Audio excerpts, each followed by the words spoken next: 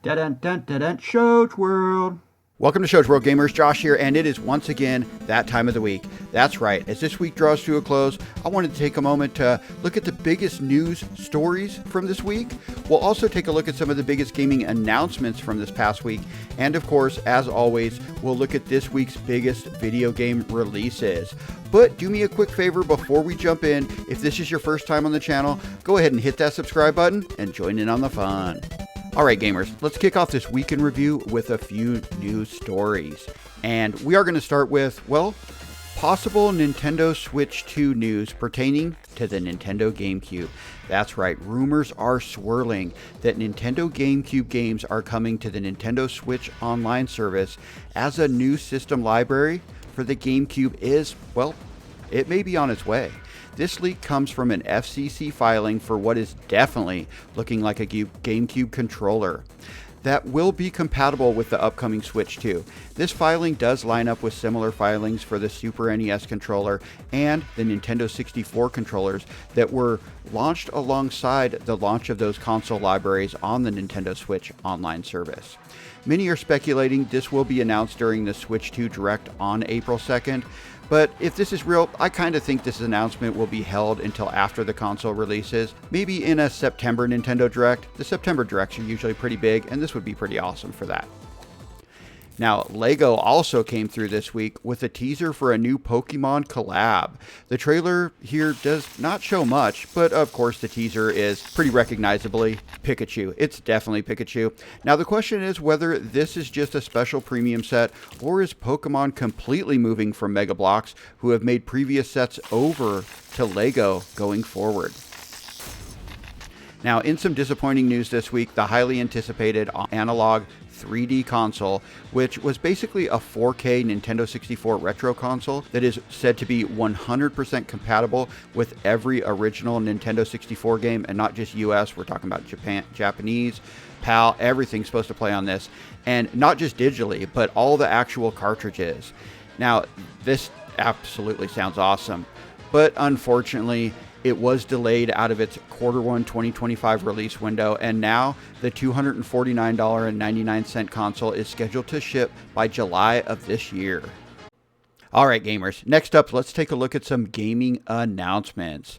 Now, in a really cool announcement for fans of classic Star Fox games, Chuhai Labs, which is led by original Star Fox programmer Giles Goddard, is making a new on-rail shooter titled Wild Blue.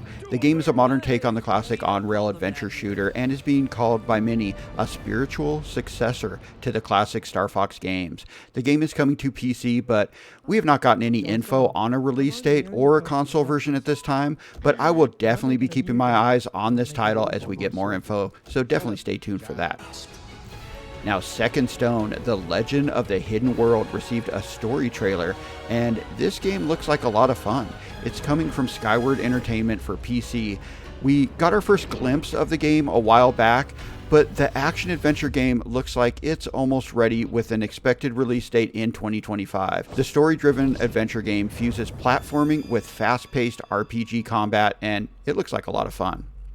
Now, Pipistrello and the Cursed Yo-Yo received a release date trailer this week, with the game releasing on May 31st for the Nintendo Switch, the PlayStation 5, PC, and Xbox Series systems.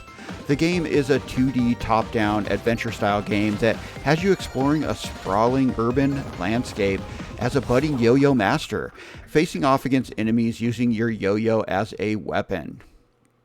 Now, Silent Hill F receives an official first look trailer showing off the next game in the popular survival horror franchise. This newest iteration of the series will actually be taking place in 1960s Japan.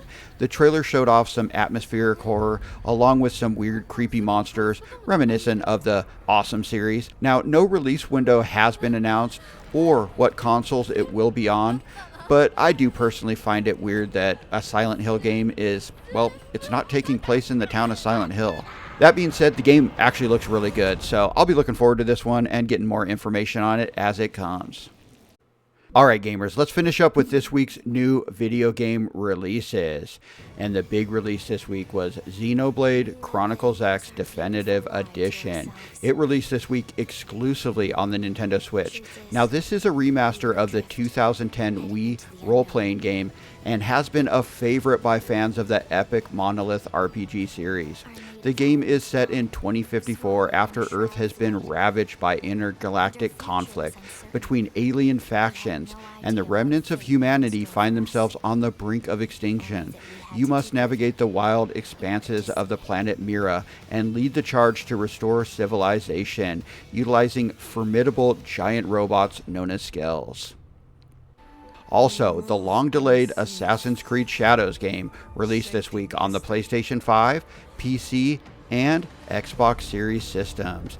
This game has been kind of on a bit of a roller coaster since its announcement, as the game marks the first time the franchise is going to the long-requested land of the Rising Sun, Japan. But some things about the game has created some controversy online. Also, Ubisoft is having financial issues and has delayed the game multiple times.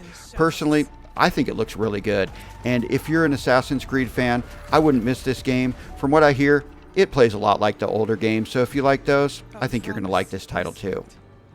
Now, MLB The Show 25 released this week on the Nintendo Switch, PlayStation 5, PC, and Xbox Series systems.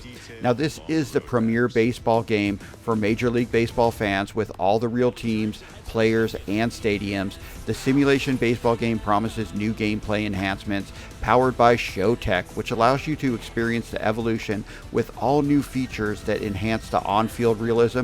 And this game has everything. I mean, it has minor leagues, I think it has colleges, there's just a ton of stuff here. If you're a baseball fan, don't miss this title. Now, 33 Immortals also released this week on the PC and Xbox Series systems.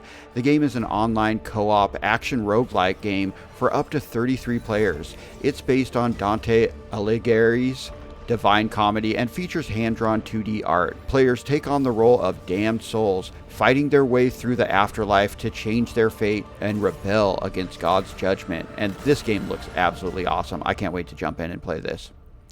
Also, Atelier Yumiya, The Alchemist of Memories and the Envision Land, which is an extremely long title, released this week on the Nintendo Switch, the PlayStation 4, PlayStation 5, PC, and Xbox Series systems.